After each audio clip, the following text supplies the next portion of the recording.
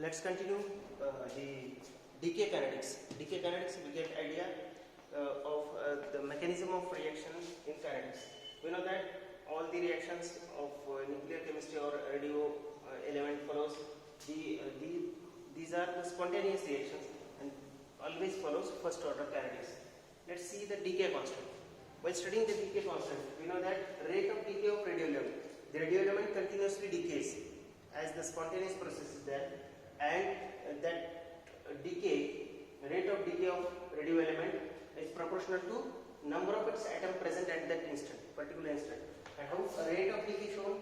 Rate of decay shown by in this way, dN by dt is the rate of decay. So rate of decay, the rate goes on decreasing.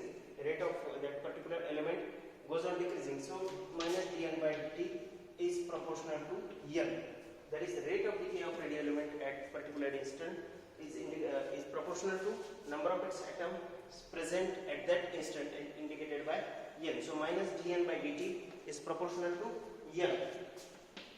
If we want to remove this proportionality sign, then we can write dN by dt minus dN by dt equal to lambda n. What is this lambda? Lambda is proportionality constant. It is proportionality constant. Proportionality constant and called as decay constant. Proportionality constant called as decay constant. So this decay constant, if we multiply by minus sign, then dN by n equal to minus lambda n. Rearranging this equation slightly, so dN by dt. Here dN, now this n taken here, so dN by n equal to minus lambda dt. dN by n equal to minus lambda dt. Okay, let's see here. Let's see, integrating this equation, general integration gives integration of this equation. So integrating this equation dN by n equal to minus lambda is a constant, into dt, minus lambda into dt. Lambda is constant, so taken out of integration. So dN by n having integration ln n equal to minus lambda t plus c, minus lambda t plus c, where c is what? It is constant of integration. It is constant of integration. So value of constant of integration is revealed when we put n is equal to n0 and t is equal to 0. When we put both the values, n is equal to n0 and t is equal to 0, then we can obtain the value of c. Here, when n is equal to n0, then equation becomes ln n0 equal to, here t is equal to 0, so this total term becomes 0. So this is c, where c. So this is the value of c, constant of integration we obtained. Now we are putting this value here in this equation, above equation. Then we come to the equation ln n equal to minus lambda t plus value of c we have obtained here ln n0. So we obtain equation ln n equal to minus lambda t plus ln n0. So just rearrange this equation ln n minus this taken here minus ln n0 equal to minus lambda t. Now this logarithmic form can be written in this format ln n upon n0 equal to minus lambda t, or we can write this equation in another format ln n equal to n0 into minus lambda t, or we can write this equation in the format ln n upon n0, when anti-logarithm we have taken here, then n upon n0 equal to minus e raised to minus lambda t. Okay, if anti-logarithm we have taken here for natural logarithm, then n upon n0, here anti-logarithm due to this ln natural logarithm removed, n upon n0 equal to, here we have taken exponential e minus lambda t. So for n we can write n is equal to n0 e raised to minus lambda t. So this is the equation, exponential equation. This is exponential equation here. This exponential equation here written. From this exponential equation we can write the graphical representation where this axis is a time, and here activity versus time. There it is observed that activity is highest initially and goes on decreasing as the time passes. As the time passes, the activity goes on decreasing. So the graph of n versus t. Okay, and another graph where n log n versus t.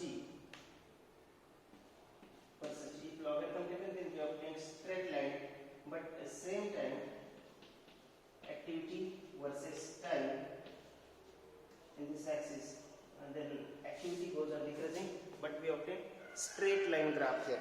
We obtain straight line graph. So this is about the graphical representation and decay constant.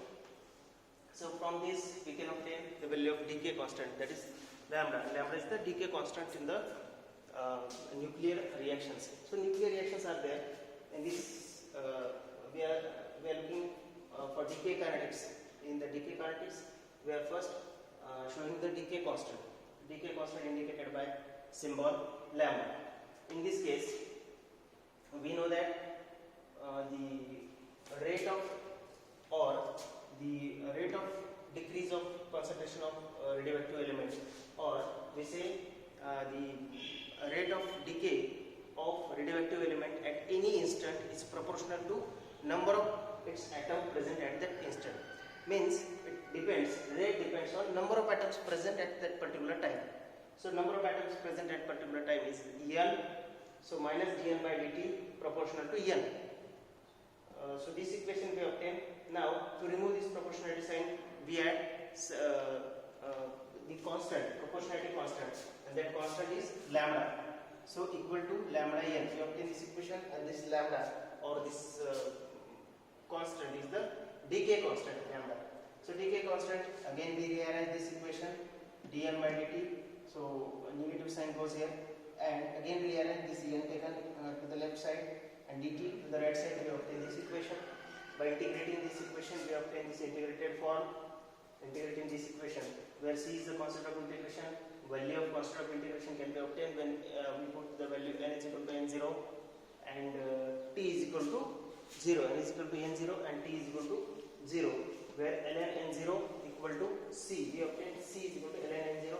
We put this value of c here in this case, and we get the equation ln n equal to minus lambda t plus ln n0.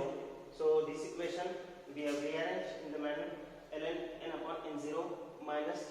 We have taken anti-logarithm at this stage, so we get n upon n0 equal to e raised to minus lambda t, and for n we have rearranged n is equal to n0 e raised to minus lambda t.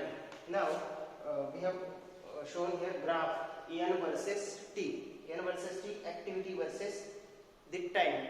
This graph shows decreasing nature, exponential nature, because here exponential we have taken. So exponential nature in this manner. So exponential nature shown by this graph, where activity is highest initially, but it goes on decreasing as the time passes, because the radioactive element goes on decreasing or disintegrating as the time passes spontaneously. So activity versus time, this graph shown here, and here activity versus time. This is another graph shown here, where log n we have taken, and due to log n the graphical representation we obtain is a straight line graph we obtain. So this is about the decay constant. Now look at the half-life and mean life. Okay, look at the half-life and mean life. Half-life and mean life. So half-life is what? The time when half of the initial concentration of the reactant reacted. So half-life, we have to see the half-life and mean life. Half-life and mean life. Half-life is the time when initial sample or initial element decreased to half of its value, initial value, half of its initial amount. So this is half-life time. Half-life time is the time when half of the sample gets disintegrated. So half of the sample disintegrated, that time we came across, that time is known as half-life time. Now this half-life time we obtain in this equation. We know that the equation, that is ln n upon n0 equal to minus lambda t. Ln n upon n0 equal to minus lambda t. This is natural log. Ln is the natural log. When we want to convert this natural log to the base 10, then we have to multiply by this, that is 2.303 log. Now it's converted to base 10. 2.303 log to the base 10 n upon n0 equal to minus lambda t. N upon n0 equal to minus lambda t. Now in this equation, if we want to remove this negative sign, then these two terms are exchanged. That is, we came here to, there is a 2.303 log to the base 10 n0 upon n. We have inverted this, n0 taken to the numerator and n taken to the denominator. So n0 upon n equal to lambda t. Now this negative sign vanishes here due to as we removed, as we inverted these two terms. So we obtained the equation 2.303 equal to 2.303 log to the base 10 n0 upon n equal to lambda t. Now from this we obtain the value of lambda. So lambda equal to 2.303.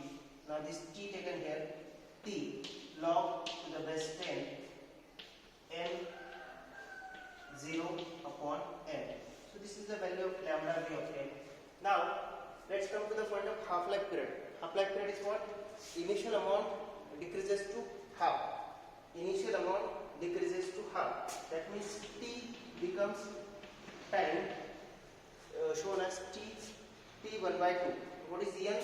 N is the amount, but what is that amount? Half of the initial amount. N0 is the initial amount, so N0 by 2 is the half amount. So at this point, at half-life period, t becomes t1 by 2 and n becomes n0 by 2.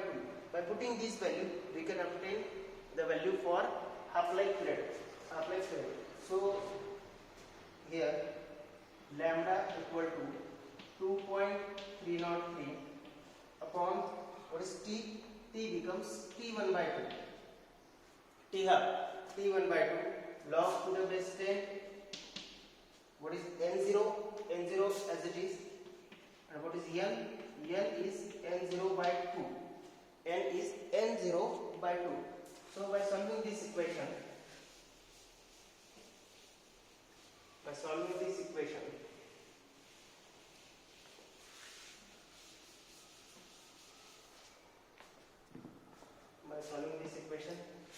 here we want to know the value of 1 by 2. So rearrange this equation, t1 by 2 taken here equal to 2.303 upon 2.303 lambda क्या कहते हैं lambda log to the base 10. So if you write this, then we get 2n0 upon n0 upon n01, so log of 2. So t 1 by 2 equal to 2.303 upon lambda into log to the base 10. So rearrange this equation because here n0, if we written here, then 2 into n0. So 2 into n0 upon n0. So n0 gets cancelled. So log to the base 10 of 2. Okay. So t 1 by 2 equal to 2.303 upon lambda. What is the value of log 10? Log 10 here 0.3010 is a log. Sorry, log of 2. A log to the base 10 of 2. 0.3010 is the value of log 2. Then by multiplying this, we get the value t1 by 2 equal to 2.303 multiplied by this 0.3010, that is 0.693 upon lambda. And this is half-life period, which can be obtained from which can be obtained by this equation, or by knowing decay constant we come to know the value of half-life period. Not only half-life period, but at any time we can obtain the value from this decay constant. So by knowing half-life, by knowing decay constant, we can calculate the values for decay constant as well as the time period. Not only half-life is one of the example, but we can also calculate the value for t1 by 4, t1 by 3, or any other time period. We can calculate this value. So this is half-life period. Another term point, that is mean life. Mean life is indicated by tau bar. Half-life is also indicated by this tau. This symbol is for half-life, or it may be written in this format t1 by 2. So this is t bar. It is mean life. And mean life is simply nothing but the inversion of reciprocal of lambda, decay constant. So mean life indicated by this format t tau bar equal to 1 upon lambda. So this is mean life, sometimes used to measure the certain processes. Mean life is used. This represent average lifetime. This also mean lifetime represent the average lifetime of radio element. Average lifetime of radio element. Or simply this tau bar equal to half-life time upon 0.693, because the reciprocal of this. So by this we can calculate the half-life time and the relation between the mean lifetime and half-life time. Mean lifetime, if you calculate this, then mean life and half-life relation 1.443 into half-life. This half-life is maybe indicated by this symbol, or maybe indicated by this symbol t1 by 2. So this is half-life period. Half-life period is the time required for initial sample to convert half of its initial value. That time is nothing but half-life time. So half-life time, the equation for the lambda, that is decay constant, is shown in this manner. So this is the equation for lambda in logarithm to the base 10, where when we put t is equal to t1 by 2 and n is equal to n0 by 2, that is the half-life time. The condition set half-life time. So when we put these values, we obtain the equation 2.303 upon lambda log to the base 10 for 2, and we have taken log of 2, that is 0.3010, and we obtain the value for half-life, and from which another term to measure the average lifetime of radio element we use, and that term is the mean life, which is shown by this equation. The relation between mean life and half-life is shown by this relation. So this is about decay characteristic, decay dynamics, decay constant, and half-life time.